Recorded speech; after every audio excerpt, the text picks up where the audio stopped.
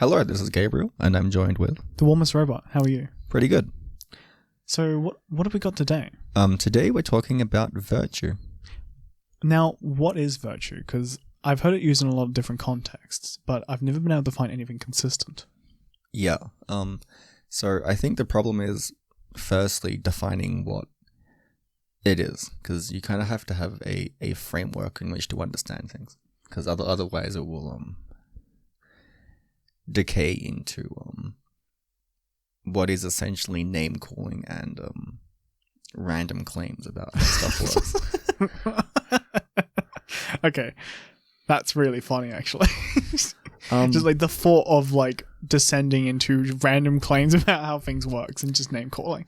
Well, why would it descend into that if you didn't define what is virtue? Because if you look at any kind of culture that hasn't got rules of engagement, it tends to decay into those things. Okay, yeah. And to a lesser extent, including this culture, because we used to be more of a Christian culture. Yeah. Yeah, and I'm not saying Christianity is necessarily a good virtue system, although it has some good parts to it. Okay, so virtue is more like a system of what, though? Like, rather than virtue is like from a system, virtue is a system. Yeah, well, I think that's the best way to think of it. Like a model of engagement. Okay. Yeah. And if you listen to anybody talk about it that is within a functional system, then that is what they're doing, because they've made a system and they're calling it other things, but it is a system regardless. It's like they call it virtuous to adhere to it, whatever that system that is. Yeah. So it's like if we had adhered to different systems, like let's say as a hypothetical, the two of us adhere to two different systems, we would be calling two different systems virtuous. We're calling it the same thing though. Yeah. But they are literally different things. But the word might be replaced. Like, okay. But it is the same concept. Yeah. Like, so it's like the system of your engagement. Yeah. So, in Christianity, there's a system of virtue, and it's based around doing what God wants. Yeah. Yeah. I'm not saying that's a good thing to do necessarily. Yeah. Yeah. But that is a good demonstration of it's a system. Yeah. A set of rules or things that you're following. Yeah. And in Buddhism, it's following a path that will turn you into a Buddha at some stage. Yeah. So again, a system. Yeah. Yeah.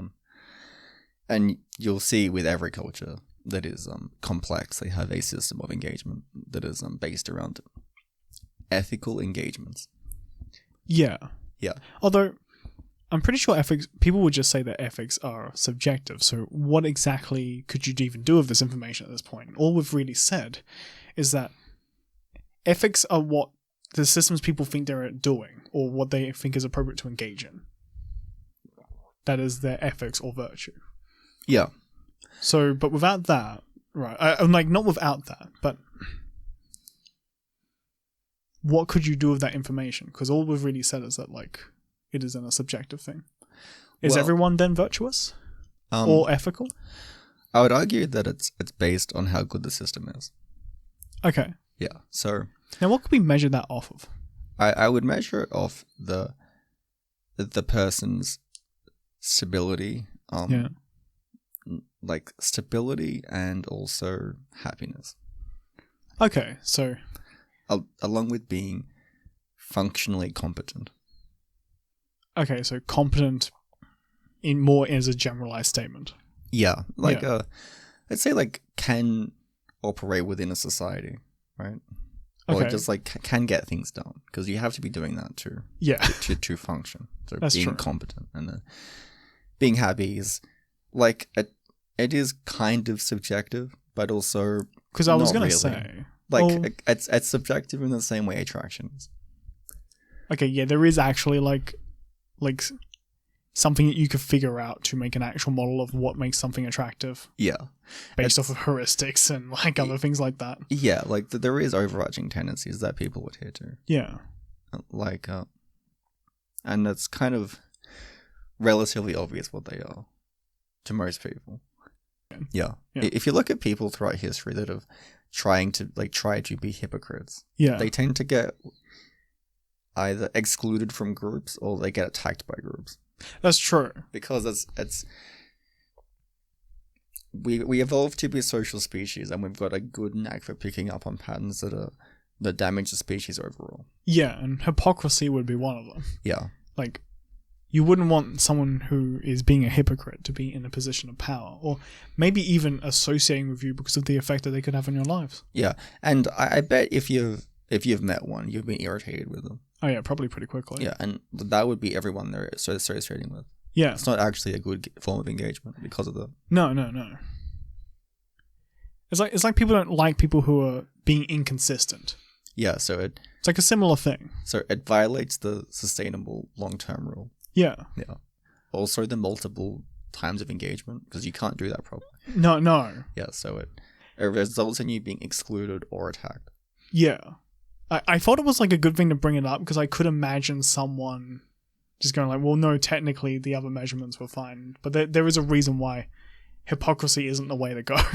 Yeah. There's a technical reason why most virtues are in place. Yeah. And it's weird that people think it's entirely subjective, because it's obviously not. No. And to clarify, you're not talking about like Christian virtues or Catholic virtues or religious virtues in general. Catholic is a kind of Christian. I don't know if that... I'm not a theologist. They're different words. If you look at Buddhism, yeah, and then Christianity, they've got different underlying meanings of what virtuousness is. Okay, but Taoism then. It's like Christian virtues, Taoist virtues, or Buddhist virtues. Yeah, they'd be all different. Yeah, it's got different underlying assumptions about it. Yeah, like what God wants is like a certain set of rules, and then comprehension is like a different kind of... I'm not sure what the Buddhists do for that. Well, they think that all suffering is a result of ignorance. Okay. Yeah. So the less ignorant you are, the more ascended you are. Huh. Okay. I'm not sure their method of going about it is particularly effective, but that's their belief. Mm. But I guess like in both of these things, they're trying to tend towards some sort of system that makes people happier to engage in. I don't know if that was their intention, but it makes it stable, and stableness is a kind of happiness. I mean, yeah. Well, with the Buddhist one, yeah, it's like just not suffering. Yeah. Well, I guess the end goal for them would be to exit the cycle of reincarnation. Yeah, that's their thing. Yeah. And for Christians, it's what? It would be getting entry into heaven. Yeah. So. But the rules, and including the implicit rules that you follow to get to that stage, makes for the formation of a stable society. And then, obviously, stable societies function better than non-stable ones. Therefore, they typically win out. Yeah. So over time, then they'll be the most successful. Yeah. Which would mean then, of course, that if you were to develop a system for virtue, like your own ones, that stable over a long period of time, tend towards being enjoyable, not just for yourself but other parties involved as well. Yeah.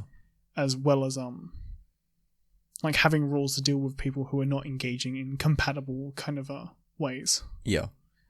Then that would tend towards you being happier in the long run. Yeah. Yeah. And thus more stable as well. Yeah. And all of those things include yourself. So the way you relate to yourself. Yeah. So like if you were to engage in that behavior, you would also then, if you were to believe it properly, consequentially have to engage yourself in the same behavior. Yeah. It's useful to highlight the model though. Of what the pieces actually are. Because then you can make... Because if you design a model specifically for an outcome, it's going to work better than something that happens as a result of something else. Yeah. Like religion. Well, like, with religious people, they're like... I've met a couple, and they're stable in certain areas, and just not in others.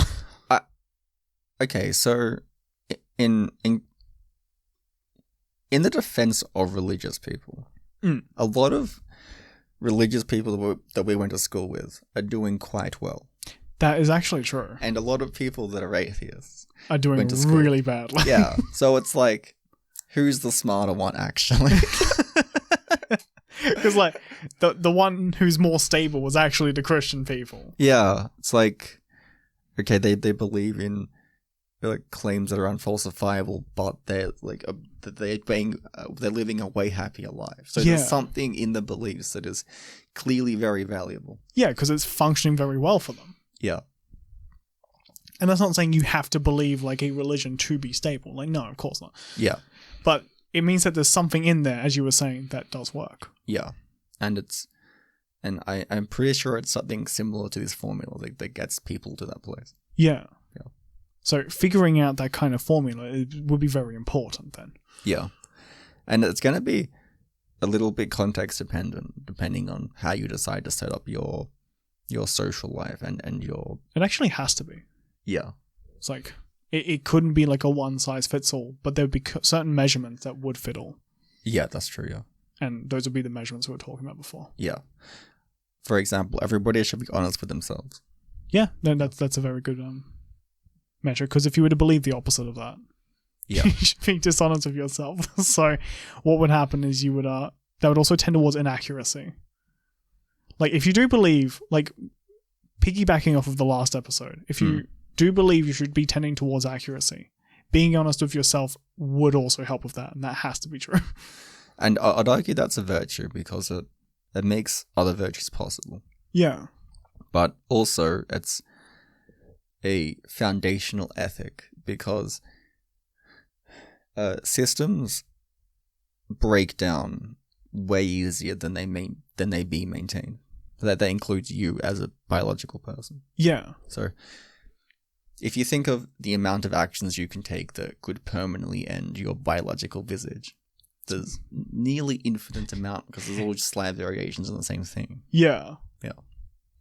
That would include like your emotional systems, social systems. Yeah. Like, or it's like you could think of ways to go to the kitchen and just accidentally hurt yourself. Yeah. Yeah. And there's relatively few actions you can take that avoid those things. Yeah. Yeah. So, and in order to figure out what they are, you have to be honest with yourself. So that's why it's a foundational ethic. Yeah. That also extends to people that are not you. There's only a certain amount of things you can do to people that will not piss them off. Oh, yeah. And if you're lying to yourself about what that is... you're going to definitely piss them off. Yeah. So you have you've gone from like anything under 100% guarantee to 100. Yeah. So, like, and also, like, you couldn't figure out any, like, as you were saying, like, you're definitely going to, like, piss them off. Yeah. I guess, what about honesty with other people? I'd say... Because honesty being a foundational ethic. Being honest with yourself, yes, but not necessarily always with others. Not always, but... When appropriate. Yeah, I'd say you'd have to calibrate when it's appropriate to lie. Yeah. And then don't lie if it's somebody that you want to have a long-term engagement with. Like, no, because that makes for unsustainable engagements. Yeah, whether that's a friend or a partner or parents or children. Like people you intend to be around or work colleagues. Like, people you're going to be around at length. Yeah, because they will figure out that you're a liar and they will not appreciate it. No. And that kind of harkens back to the whole, like, people get really pissed off with you if they see you as a hypocrite or inconsistent. Yeah. And I think that people think of happiness as, like, an entirely subjective thing, but it has got objective criteria. Yeah. Yeah. Well, like, it might not be the objective same qualia, but there are objective criteria that will tend towards it. Yeah. And they're not, I mean, they're complicated to figure out, but they're not impossible. Yeah. Yeah. Well, if it was easy to figure out, then everyone would have just done this. I don't think it's been put into a proper formula. No. Because people argue in stupid ways about it. Yeah. Yeah. So that's what we should be doing. Yeah, trying to put it into like a more formalized formula. Yeah, especially in this point in history. Oh yeah, because there's the internet and you can just kind of spread it. Yeah. Well, because I mentioned earlier that we used to be a more Christian place, and we're not doing that as much. No. Which isn't bad, it's just different. Yeah. But it has given rise to actually bad philosophies. That's true. Yeah. There's a lot more flying around than there used to be. Yeah. And if you look at the happiness of people that engage in them, it's like plummets. Yeah, like the Tumblr people. Oh yeah, wow. Like, they're not living good lives. No, they're living very like emotionally violent and incensed lives. Yeah, it's like, if they were like relaxed and happy, you couldn't judge them as much for it. But they're in like a constant emotional frenzy. It's like that's not fun to engage in. Yeah, but it's because they're being oppressed. Yeah, that kind of links back to the first episode of Define Shit Properly. Yeah. Which is also a foundational ethic. Yeah. I think a common theme of these is that they're going to link back into each other because of how closely related these topics are, but they're technically a little different. Yeah. It's like being honest with yourself obviously has to correlate with accuracy. Yeah, it does. You can't not. Yeah. Otherwise, you're crazy then. Yeah. And like making systems that like accuracy would tend to like keys of like making systems that would tend towards you being happier over a long sustainable period along with the people around you who engage in similar behaviors. Yeah. And yeah, that's why the average Christian is happier than the average SJW. Yeah. It's like not a coincidence. No, and with the Christians, they literally are engaging in the same thing. Yeah. They're doing the same game. Yeah. Yeah. Because if you engage in a similar game with somebody, and if you both agree to the rules of engagement, then that can be the start of a healthy engagement structure, which you will like because you're a person. Yeah. Unless you hate people, which even if you say that you do, I don't believe you. The amount of people that actually are capable of being without human interaction forever is very, very slim. It's slim. Like, I know someone who doesn't have a lot of human interaction, but it's not through them going, I don't actually need it. They might say those words, but they are fundamentally broken.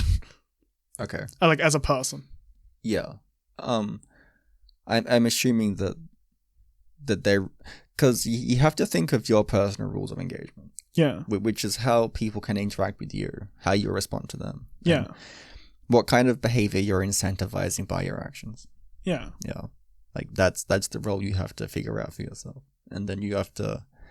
Because if you make that impossible, people just won't try. That's true. Which I'm assuming that person has done.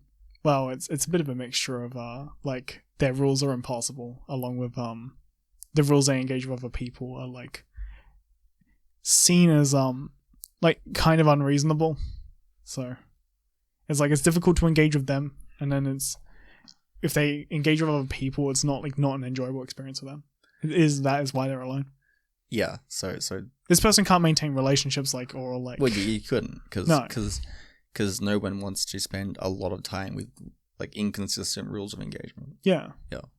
They can change gradually over time, but if they're actually inconsistent, and if there's like a chance of upsetting a person, when you don't understand what the rules are, then that's not fun to be around. That's not fun. Yeah. It's probably worth giving an example of what is like a game, for example, like because it is rules of engagement, but that does cover a very wide net. You could say Christianity is technically a game. I met a couple who, both of them were Christians. They've been together for they actually have a sustainable relationship. Yeah. Yeah, so I would say that they both believe like a similar enough thing, or it's compatible with each other. Yeah. That is then a sustainable engagement. Well, there's even if I disagree with them. Yeah, well, there's kind of gender roles in Christianity. Yeah. That makes relationships simple. That's true, because you don't have to think about it as much. Yeah, it's like don't underestimate that's valuable. Yeah, like having set rules as to like how you engage with people. Yeah, because it's like, and this is a big issue for people at the moment. They don't know how to date each other. No, because it's like, I don't want to offend you accidentally if you're a guy. Yeah. Like, what do you mean? I don't know the rules properly because there isn't. There's nothing set. Yeah, there isn't standard rules of engagement anymore. So you don't know what you don't want to accidentally offend a girl, so you don't know what to do. And exactly. It just is complicated. Yeah. So, I guess how would you go about defining that for yourself? Wait, games? Yeah. What is a game? It's Because like we know the games are like your rules of engagement, but you can't police other people's rules of engagement. no. I know someone who does this, so Yeah, we both do. yeah. That results in people not liking you if you try to control them. Yeah, like really quickly. Yeah. It's like if you want efficient no friends, that's how, and especially in relationships as well. Just tell them how to dress. There we go. Oh my, yeah. Yeah, if you want to end a relationship fast, just start controlling them or something. Yeah.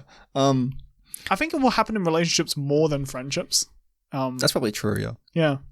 And it is definitely something to avoid. Yeah. So a game is one like two or more parties do a thing to engage in an overarching system. Yeah. So there's the interaction, which is the result of the games that each person is playing. Yeah. And a game for the specific individual is just their rules of engagement. Yeah. And they can be very simple or very complex. Yeah. And they can contain you interacting with yourself. Yeah. Like, for example, if you're feeling sad, you will have a way of interacting with yourself to either validate or invalidate that experience. Yeah. Yeah. Which would be a kind of game, or whatever your method of that is. Yeah. Yeah. Or it could extend to like all of society and all the games that are being played in there. That's true. Yeah.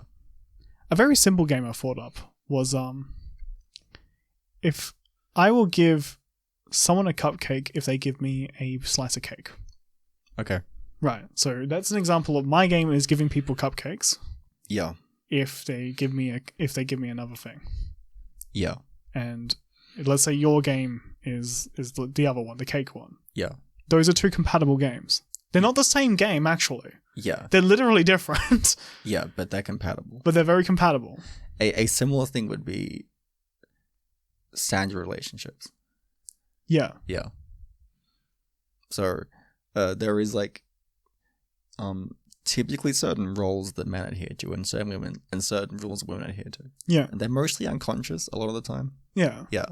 And they're kind of hard to put your finger on what they actually are because it's kind of complicated. Yeah. Yeah, but there definitely is like certain rules of engagement though. Yeah, there are. Yeah. And like figuring those out would be a fantastic way to shape your own rules about that kind of engagement so you can make better ones. Yeah. So like if you can figure out what they are like for yourself as well, because there are rules that you would be unconsciously engaging in, harkening back to the other episode of you obviously don't know what your rules are actually. Yeah. Because you probably think like, no, relationships are like, they're relatively simple, or like they're kind of complex. I don't really know how they work properly, if you're being honest. Yeah, they're not simple. Or if you're being crazy, it's something like, I do this right, and I don't know why everyone else is just really bad at this. Yeah, so when people do that, that's because they've defined stupid rules. Yeah. Yeah, when they're like, I'm doing it right, everyone else is being unreasonable. Yeah, if you hear that kind of a sentence, you know to stay away. Yeah, that's because they've designed rules that might work for them and don't work for other people. Yeah, you got to be careful about that. Yeah. Because like you could think a rule is just fine for you. And it might be. Yeah, it might be. It might be a fine way to engage with yourself, just not other people. Yeah. Which is why it's compatible things and not the same thing. Yeah, it can't be the same. It must be compatible. Yeah. It doesn't need to be the same. No. Yeah. And to be fair, you don't need to make your games compatible with other people necessarily. I think you do to an extent. Okay, sort of. It would depend on what you want out of this. Yeah. Because like, I don't need to make my games of engagement compatible with like heroin culture. That's true. Or like boxing. That's true, yeah. Or just street fighting. You've got quite a lot of leeway in the games you decide to engage in. Yeah. At least games like that. There's overarching ones that you don't. No, what would be an example of that? Oh, like you have to pay taxes. Okay, yeah, because you live in the actual society. Yeah, but it's like that or be a criminal. One of the games is obviously superior to engage in. Yeah. Yeah. So there are obviously games you don't really get as much of a choice in like those. Yeah. Things that are systemic. Yeah. But in regards to other things, you get a lot more leeway. Yeah. And which is good, because it means you can choose, obviously, what kind of things you are okay with engaging in. Yeah, and you should think about that. Yeah. Yeah. It also means you don't need to police other people on it either, so that's fine as well, unless they try and do it with you. I would say most games are inappropriate to police unless it's violating other people's ability to exist. Yeah. Yeah. Or like exist in a way that is like, for example, like people like hardcore crimes, like yeah, like think because they've been correctly identified as dangerous, and yeah, a lot of them have been, at least. Like, not that this is an appeal to authority fallacy. It's just that the law has happened to identify that some of these behaviors not good. It's an appeal to this model. Yeah. Yeah. So unless I am the authority. The authority of morals, the apex moral. Well, it's because society has identified that there's. I mean, I don't think they've thought about it in this way. No. They haven't sat down and go like, you know what? I think this is why, like, murdering people, not the best. Yeah, it's because it violates those rules. Yeah, but they got to that position for a different cause and effect. Probably just like seeing it play out and go, like, this is terrible. Yeah, I hate this. Well, it's not that surprising that humans, as social species, have unconscious things to promote society. Yeah. Yeah, or at least a village. Oh, yeah. But that kind of gets extended to society at large anyway. Yeah. Like the same impulse does. Another way to figure out if your game is appropriate for other people would be, and like, just, this isn't the only method to figure it out, but is it okay if it happens to you as well in all of the ways that this can happen? That's a good metric. Yeah. Yeah. It's like, should I police freedom of speech? Like, no, because is it okay for other people to tell me what I can and can't say? Like, well, that kind of, I would personally say that kind of sucks. I know YouTube isn't going to say that. Yeah. But, that's a good way to think. And yet you have to think about what your rules encourage, either implicitly or explicitly. It doesn't actually matter what you say, it matters what you do. That actually might be like, that is tricky. And that does require a lot of thought. It does, yeah. And that's kind of the thing we're encouraging here. Yeah. Like, actually think about this because it matters. Yeah. For example, and this one is kind of obvious if you think about it. Yeah. But if you have a partner and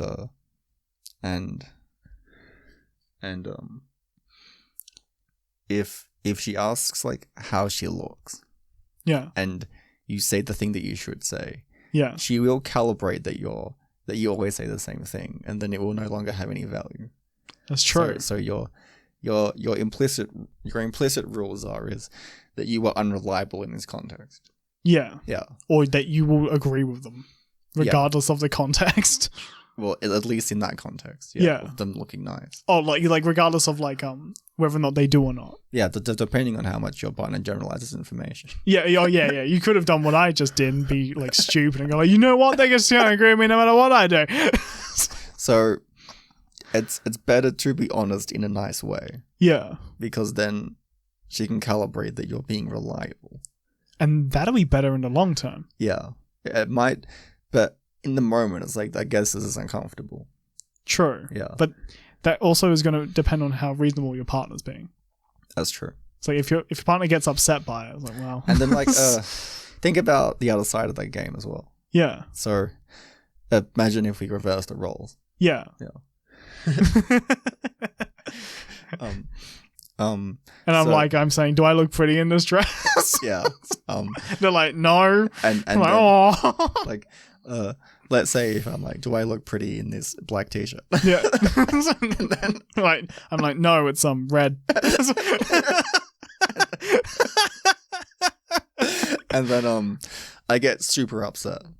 So what game? I'm not wearing a bloody dress, by the way. Just in case. So what game am I implicitly communicating to my partner? You would be implicitly communicating that if you're honest, I will be upset, at least in that context. Oh yeah. Yeah. Wait, I guess like if you're asking if you look good in it. Yeah, and then she's like, no, you look like you always do. Then I get really upset. Oh, if you get upset, then yeah, the implicit game is that you will get upset if you do not get validated on your appearance. Yeah. When which is going to then incentivize them to lie. To lie, yeah. Yeah. So you have to think of both sides of the pattern. Yeah, so how could that play out both ways? Yeah, because you shouldn't be incentivizing your partner to lie to you. That's a stupid strategy. Well, I mean, I don't know, unless like partners lying to you is your jam. Which it isn't. I bet it isn't for 100% of the listeners. I bet most people have an unconscious avoidance of this. Yeah. It's like if their partner lies, they're going to get weird about it. Yeah. So don't incentivize it. Yeah. So you have to think of what you're inadvertently or deliberately communicating. Yeah. Like if someone so this is something that I've observed before. Yeah. If somebody says something that's bad about somebody that you like. Yeah. Yeah. A lot of people will get upset on that person's behalf. Yes. Yes. And the problem with that is that they are communicating to that person that if they're doing something foolish with people, they don't want to know about it. Yeah. And then that tends to play out. Yeah. Yeah. So you're communicating to your probably good friends if they're telling you that you're doing something stupid. You're telling them that you do not want to know about this. Yeah, that they do not want to know if they are like engaging in someone they might not, that might be in their worst interest. Yeah. Yeah. So implicitly then, if they're invested in a thing, you probably shouldn't tell them if it is in their worst interest. Yeah. Because it will make them upset. Yeah, so that's what you're inadvertently communicating. Or I don't think we would do that deliberately because that would be too silly. It's not deliberate because that gets really crazy really quickly. Yeah, but what you should do instead is if you happen to do it, think about it and then maybe readdress that. Yeah, or I like let's say if I'm hanging out with Horace. Yeah. Yeah. And he's trying to he's really into like killing goats. And you're like, maybe this kind of mentality is emblematic of worse things. Yeah. And let's say I get super upset at you for telling me that. And I've kind of communicated to you to not talk about people that are doing very red flaggish behavior when I'm around them. Yeah. Yeah. Which would be an inappropriate game for me to engage in if I want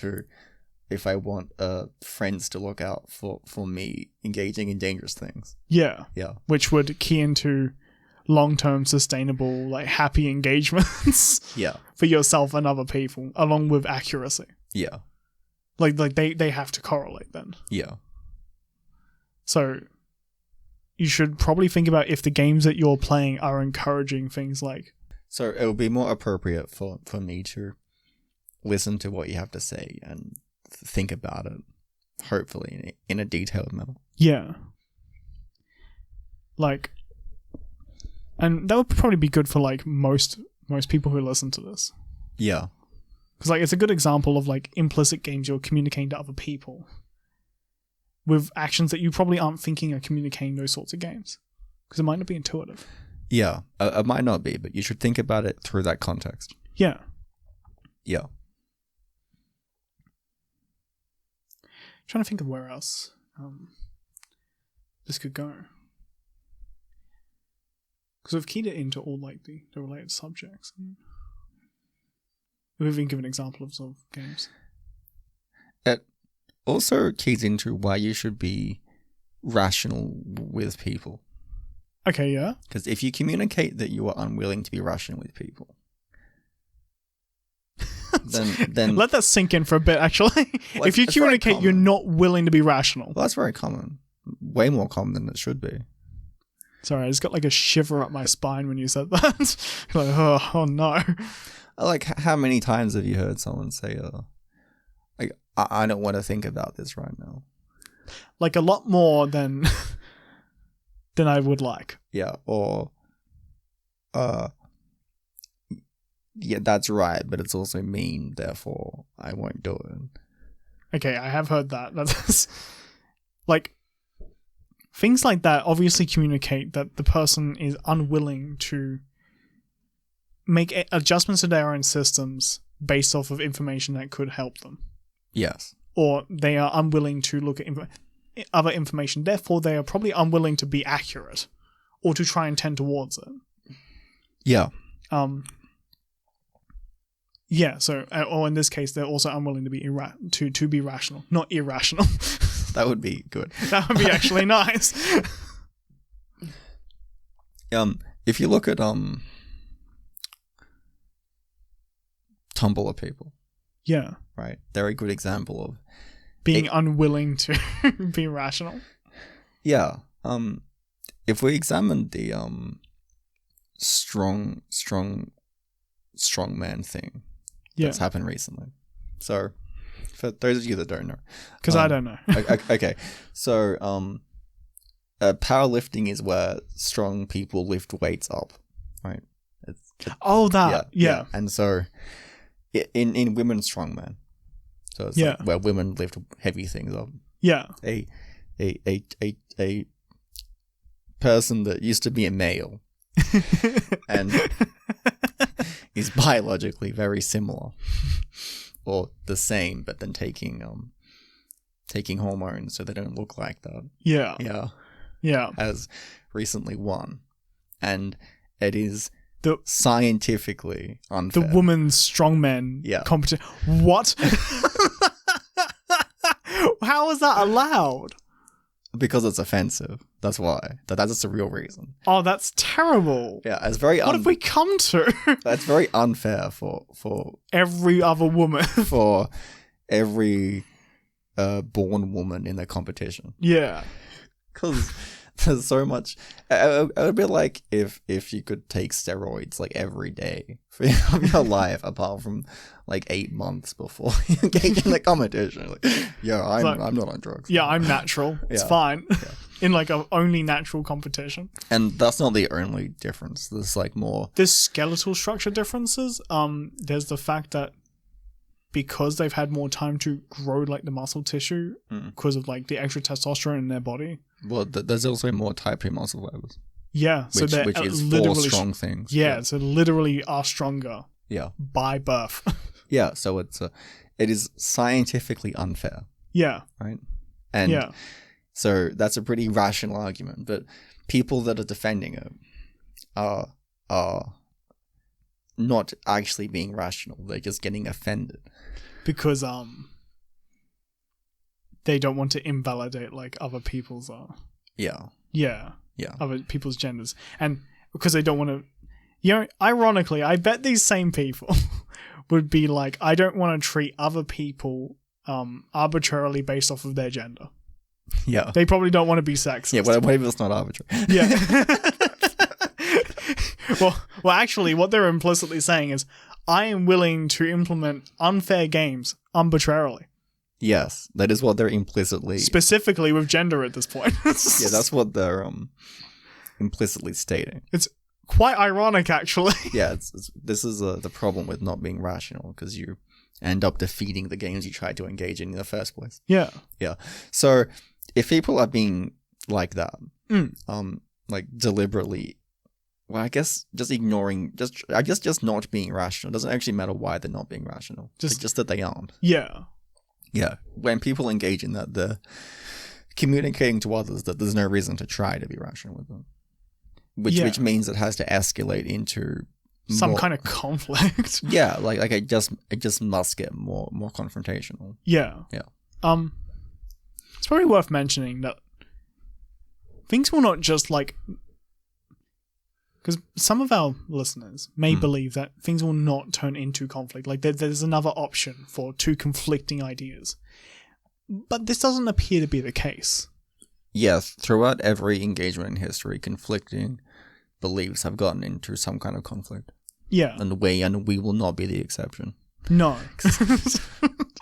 Well, it's like the conflict can be anything. It could be an argument.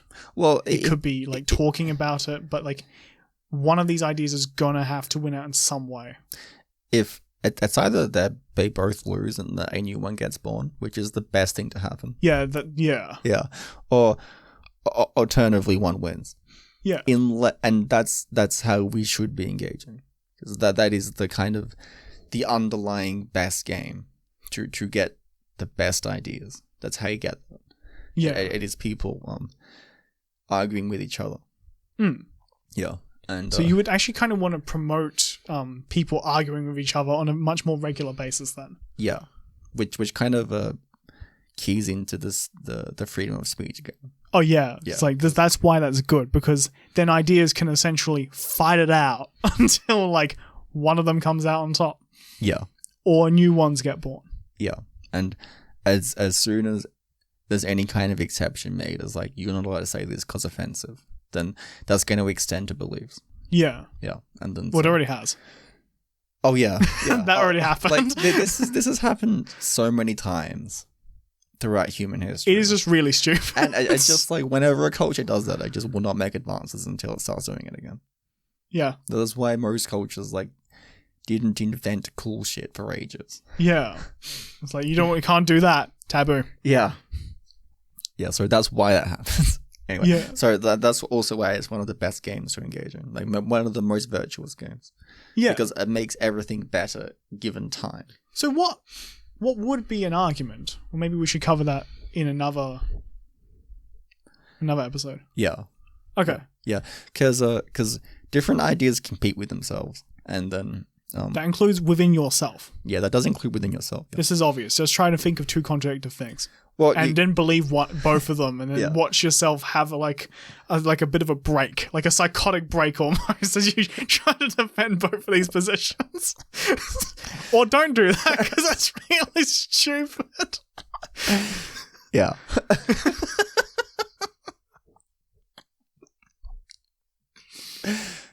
Yeah. That is an option that you have as well. I've seen people do that. Yeah.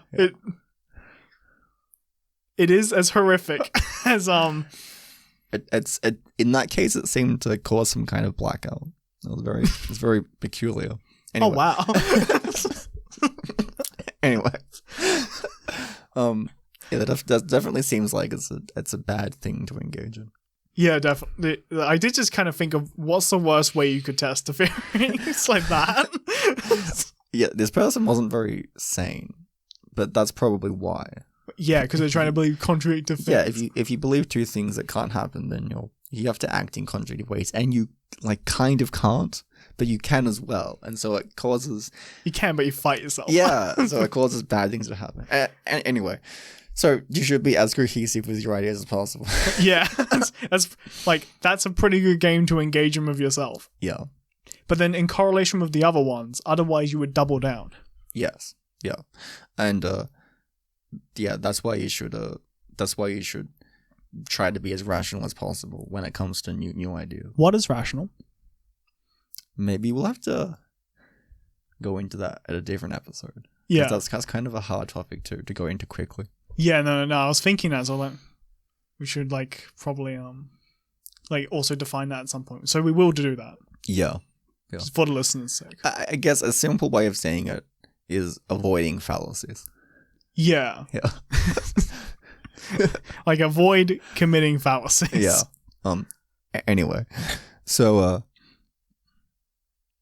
when people communicate that they are unwilling or unable to be rational, then you have to do something else that is not talking to them, which you shouldn't, which is a bad thing to happen from an ethical perspective. Yeah, because it's a game that constantly escalates until war happens. Well, it escalates in confrontation, and until it escalates to violence.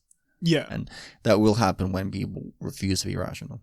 Yeah, or either refuse or can't, or trick themselves into thinking that being rational isn't a thing, because it just it results in the same thing. Oh yeah, it would have to. Yeah. Now that's not saying every disagreement ends in violence, but it will end. I would say unless it can end earlier. Every disagreement will have to end in one of the sides being defeated, and hopefully that happens in the argument and not at a later stage on a battlefield. Yeah. What about in relationships though? Because then relationship ends. Yeah, because that's just kind of what I was getting at. Is happens, there's a point that before it can escalate to violence where things can end. Oh yeah, okay. So in like friendships and relationships, including relationships with your children, right? Yeah, that the relationship will be damaged. Yeah, and if it happens too much, it'll just break. Yeah, yeah. So it's like, think of it more like, when it comes to those things, sure, I could go to the worst case scenarios, and they have in the past. Yeah. Like, it's not like that doesn't happen. Yeah. But obviously, your relationship can end, and that's the easiest way to break that off. Yeah. But that's still the same. That is kind of the easiest way to end a relationship. Just like figure out a fundamental value, and then like go against it. Yeah. Yeah. So if you are a little scared to break up with someone, and you're just not really sure how to put it into words, and maybe you're a little bit timid, maybe figure out something that they really hold close to heart that you know they're not going to back down from, and just go right against it. Yeah. Maybe just be more unreasonable. Like, just start breaking plates. But like, not in an aggressive fashion. I mean, sitting at a table with a hammer and just kind of cracking it. Just be like, I have a new game where breaking stuff. not a domestic, just like breaking things casually. Yeah. That'll definitely engineer a breakup given time. Like, given a day. Yeah, it wouldn't take long. Yeah. No, it was like, stop breaking my things. Like, no. Yeah. Like, what are you gonna do? I'm gonna break up with you, obviously. Obviously that, yeah.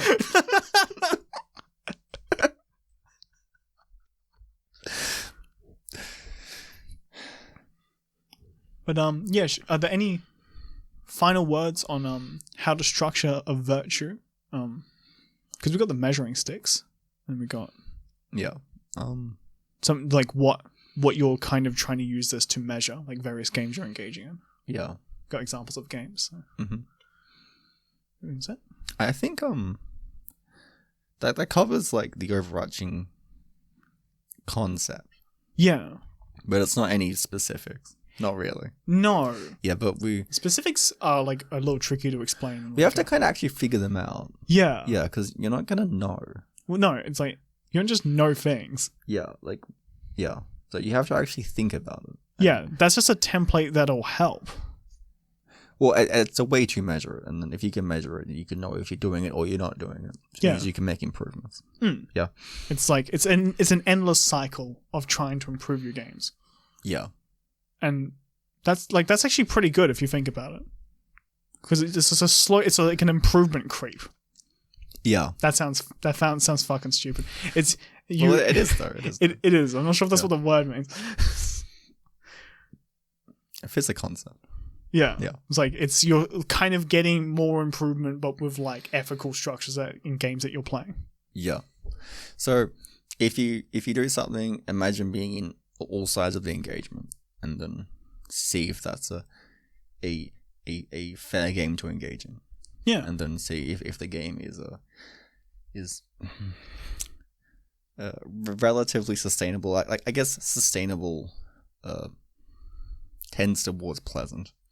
Yeah. Yeah.